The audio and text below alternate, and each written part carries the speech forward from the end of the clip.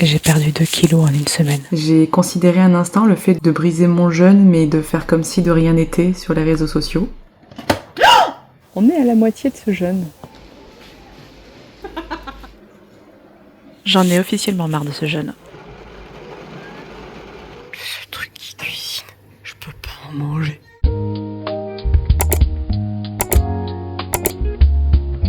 Pendant 21 jours, je fais ce qu'on appelle un jeûne de Daniel, c'est-à-dire que je ne mange que des fruits, que des légumes, des céréales complètes, mais je m'autorise des œufs, du kimchi et de la pâte de soja fermentée. Pas d'alcool, pas de viande, pas de poisson, pas de miel, pas de lait, pas de fromage, pas de caféine. Le but, c'est de soumettre sa chair. Spirituellement, le but est de se rapprocher de Dieu. Physiquement, c'est d'être en bonne santé.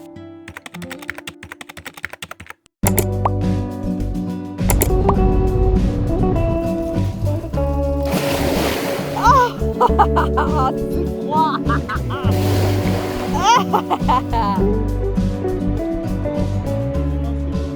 Hier, dimanche, on a été à la mer, tous les restaurants étaient fermés, donc il n'y avait pas de choix pour moi de manger, donc je n'ai pas mangé. J'ai préféré ne pas manger plutôt que de briser mon jeûne. Ma famille a mangé des pizzas et ils m'ont donné les morceaux de légumes qu'il y avait sur les pizzas.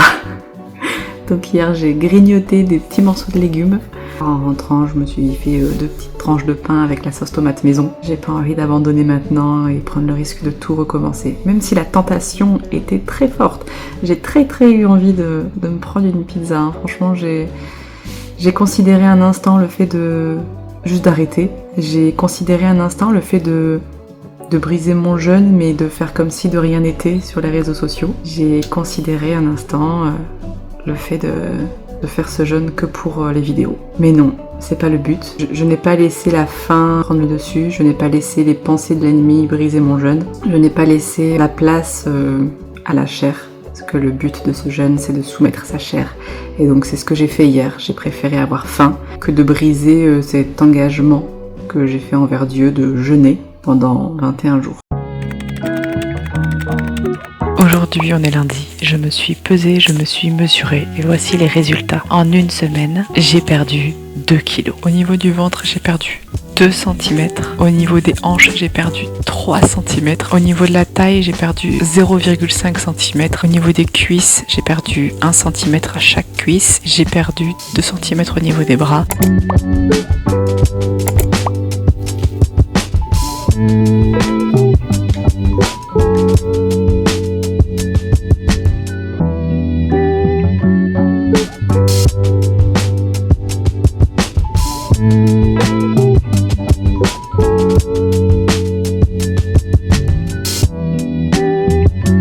Je vais mettre mes fraises coupées au congélateur, comme ça elles seront bien congelées. J'aurai plus qu'à les mixer avec mes fraises congelées et ça me fera de la glace.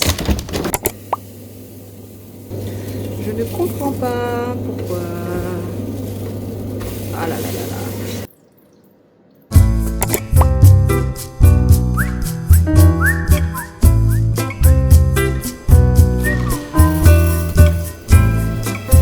De soja faite maison à partir de graines de soja.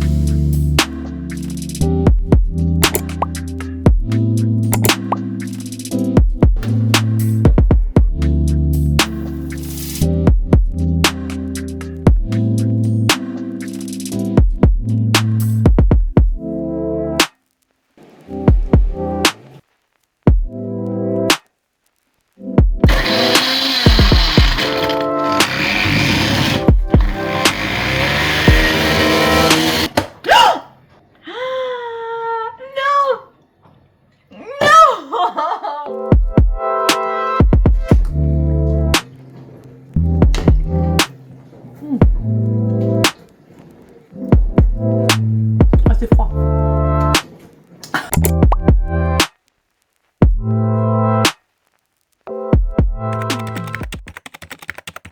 On est bientôt... Mais pas bientôt, on est à la moitié. On est à la moitié de ce jeûne. On est à la moitié de ce jeûne.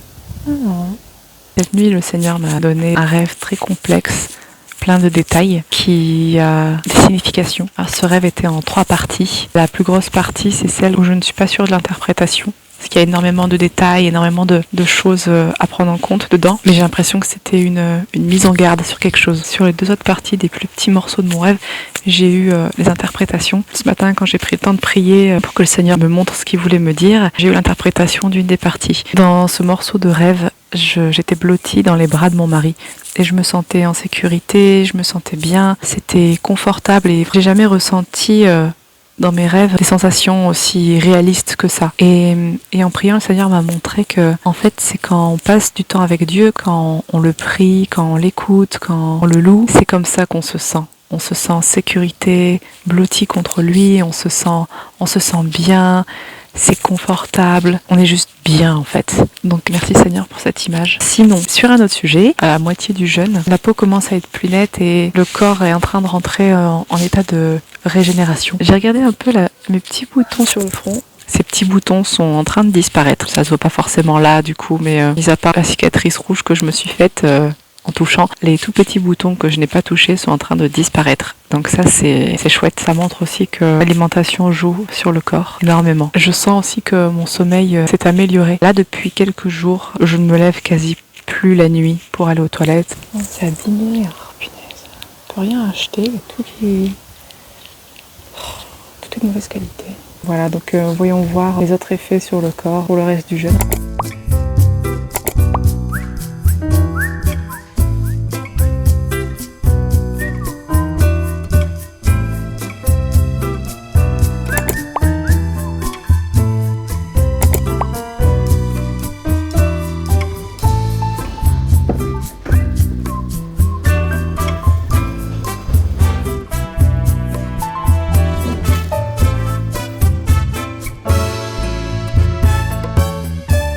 Je me dis du chou à faire râper. J'hésite.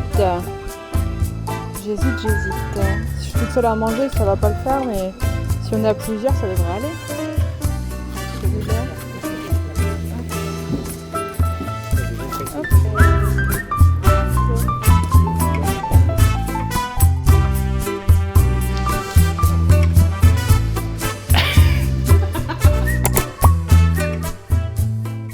J'ai réussi à résister à la tentation en faisant les courses, malgré tous les stimuli visuels qu'il y avait, les odeurs aussi. Je me suis concentrée sur mes fruits et légumes. Encore une nouvelle journée qui commence. Hier, ma famille a acheté un jus de fruits. Et en fait, en regardant l'étiquette, je me suis rendu compte que c'était 100% jus. Il n'y avait pas de sucre ajouté, il y avait vraiment que le fruit, en tout cas, c'est ce qui était marqué sur l'étiquette. Et je me suis dit, chouette, c'est du fruit pressé donc. Je peux en boire. Et alors que je me verse un verre, je ressens vraiment qu'il faut pas que je le boive. Que c'est pas juste du fruit pressé, il y a quand même d'autres choses dedans. C'est quand même transformé. En soi, j'aurais pu me dire, oui mais le Seigneur connaît mon cœur et c'est pas grave. C'est pas comme si je brisais mon jeûne de manière intentionnelle. J'ai vraiment senti le Saint-Esprit qui me disait, non, ne bois pas ça. Ça va pas dans ton jeûne. Du coup, j'ai préféré ne pas le boire, me priver. De toute façon, c'était pas prévu que j'en boive à la base, donc je passe pas à côté de quelque chose d'extraordinaire. J'ai réussi à être à l'écoute, de me dire ok, j'ai pas la conviction que je peux le boire. Et je suis vraiment pas sûre et j'ai pas un bon feeling. Et parfois, on est habitué à ce que le Saint-Esprit nous parle que d'une manière. Et du coup, quand il nous parle d'une autre manière, on n'est pas sûr que c'est lui qui nous parle. Et là, c'était typiquement ça. Je suis habituée à ce que le Saint-Esprit me parle d'une manière particulière. Et là, c'était différent. Mais j'ai réussi à reconnaître que c'était lui. Sur ce, c'est parti pour la journée.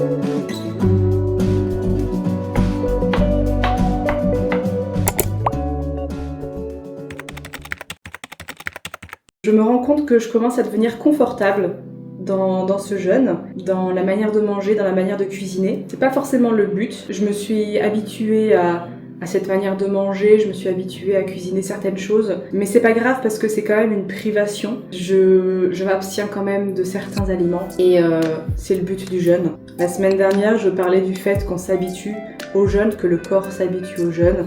C'est le cas. Même s'il y a des envies, de la tentation pour manger certains aliments, à côté, on s'habitue quand même à manger de cette manière. Et c'est un peu moins difficile psychologiquement, mais aussi en termes d'organisation, parce qu'on commence à prendre des habitudes en termes de cuisine, en termes de recettes. Par contre, moi, ce qui me fait le plus défaut, ce qui me tente le plus, c'est vraiment quand je vois sur la table des aliments qui sont pour les autres et pour lesquels j'ai l'habitude de pluquer quand je cuisine.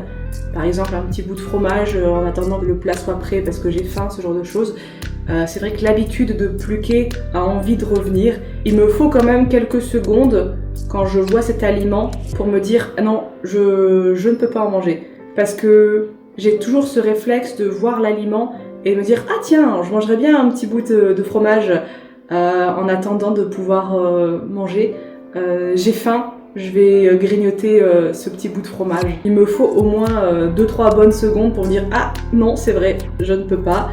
Et l'habitude essaye de revenir. Merci Seigneur parce qu'il m'aide à ne pas pluquer.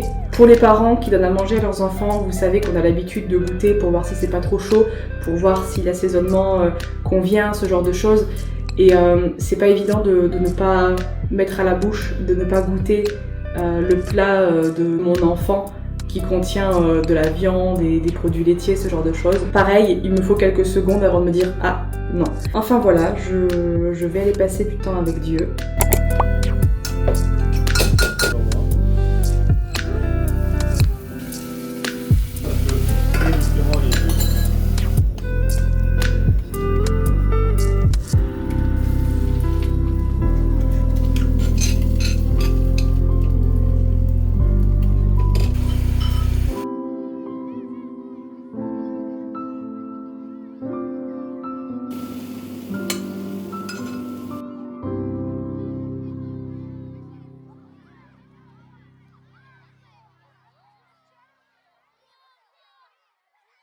C'est pas appétissant, mais alors qu'est-ce que c'est bon! C'est vraiment très moche, mais c'est trop bon. On sent la banane, on sent la coco que j'ai rajoutée, et étonnamment, on sent pas la cannelle. Mais franchement, c'est trop bon.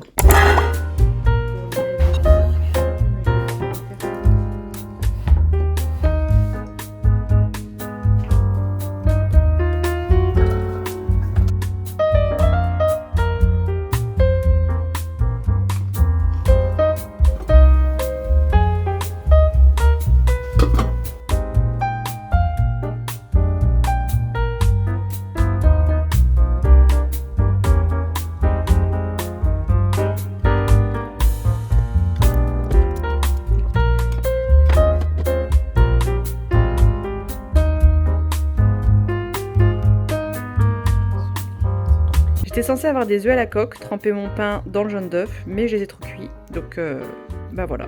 Ça là, j'ai toujours envie de le pluquer, alors j'en ai marre de le voir, on va le mettre, voilà, tout derrière.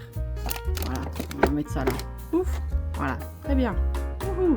Aussi, ça aussi, on va aller mettre derrière, ça aussi, hein, on va mettre du... Aïe, du thé. Oh, du thé, ça donne pas envie du thé. Ah, voilà, c'est mieux.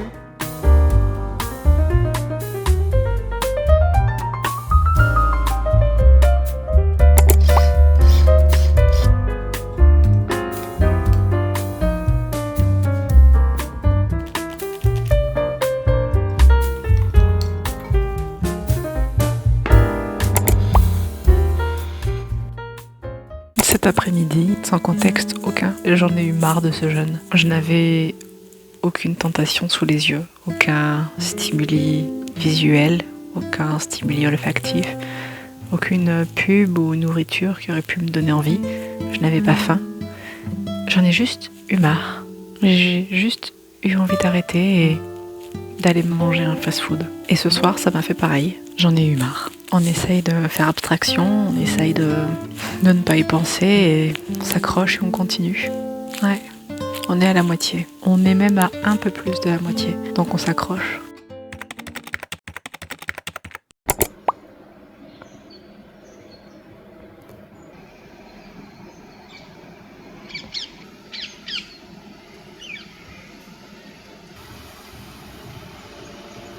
J'en ai officiellement marre de ce jeûne. Je pense que j'en ai marre de manger toujours la même chose, de manger les mêmes genres d'aliments. J'ai envie de manger à l'extérieur, j'ai envie de viande, j'ai envie de boire autre chose, même si j'apprécie mes infusions pomme cannelle. J'en ai marre de faire la même chose. Je me demande si de filmer tout ça, ça m'aide à tenir, ou est-ce que ça me rajoute une charge mentale? Je ne sais pas trop, mais je pense que ça m'aide. Je pense que ça m'aide à rester constante et de parler de ce que je ressens. Ça m'aide à gérer mes émotions parce que je les extériorise. Et je vous remercie de les écouter. Je vous remercie de me suivre. Je vous remercie de me regarder et de m'écouter parler de tout ça. Dites-moi ce que vous en pensez. Mettez un commentaire. Dites-moi si vous arriveriez à faire ce jeûne. Si vous devriez créer votre jeûne, qu'est-ce que vous feriez? Je suis curieuse de savoir. Parfois, il y a des personnes qui disent moi, je préfère juste ne rien manger plutôt que de me priver d'une catégorie d'aliments parce que juste de manger, ça me donne déjà beaucoup de plaisir. Et d'autres personnes qui disent ne rien manger pour moi c'est impossible, ne serait-ce que physiologiquement parlant en termes de santé, mais c'est vrai que juste me priver de chocolat par exemple ou me priver de viande, c'est déjà énorme pour moi et c'est déjà insupportable. Donc je suis curieuse de savoir, vous, quel serait le jeûne que vous feriez. Sur ce, c'est parti. Ah si, je voulais parler de ça aussi. J'ai remarqué que je suis, je dirais, attaquée dans mes pensées, dans ma volonté et dans mon envie de passer du temps avec Dieu. C'est comme si j'avais eu une baisse de mon envie de prendre un temps à part spirituel, une perte de motivation de passer du temps avec Dieu et de prendre le temps de prier. Donc ce matin, quand j'ai dû sortir, au lieu de partir en voiture, je suis partie à pied, j'ai mis mes écouteurs et j'ai mis la musique dans mes oreilles, de la louange, du rock, mais de la louange, pour essayer de me remettre dans cette dynamique aussi. Parce que même si on est constant dans le jeûne en termes d'alimentation, ben s'il n'y a pas l'aspect spirituel, c'est un régime. Et l'aspect spirituel est hyper important. Et si on prie pas, si on passe pas de temps avec Dieu pendant ce jeûne, ça sert à rien. C'est juste une diète, rien de plus. Un changement d'alimentation, rien de plus. Voilà, ces derniers jours, j'ai quand même pris du temps avec Dieu, mais c'était beaucoup plus court, l'envie était moins là, je me suis sentie un peu plus forcée. Donc j'essaye d'y remédier pour continuer et ensuite finir ce jeûne dans les meilleures conditions et s'il y a une percée spirituelle à avoir, aussi l'avoir et l'obtenir à travers la prière. Dans tous les cas, c'est avant tout aussi pour passer plus de temps avec Dieu et me rapprocher de lui. Sauf que là, en termes de quantité de temps spirituel, c'est équivalent à un quotidien sans jeûne. Sauf que non, pour le jeûne, je dois vraiment passer plus de temps avec Dieu. Le principal, c'est de faire ça avec un cœur sincère, bien disposé et d'essayer de chercher la face de Dieu, même si on n'a pas 2 heures le matin pour prier. On peut prier tout au long de la journée dans son cœur, dans sa tête, et c'est ce que j'essaye de faire. J'essaye de louer Dieu quand je peux, quand j'y pense. Enfin voilà, c'était le petit papotage de la journée.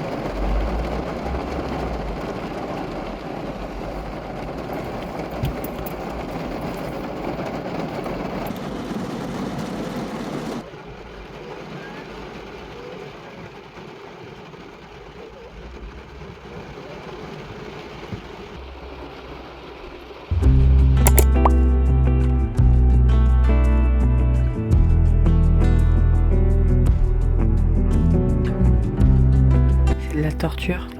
Le seul truc que mon mari sait cuisiner, c'est un gâteau à la banane et à la cannelle. Qui est hyper bon en plus. Le seul truc qu'il cuisine, je peux pas en manger.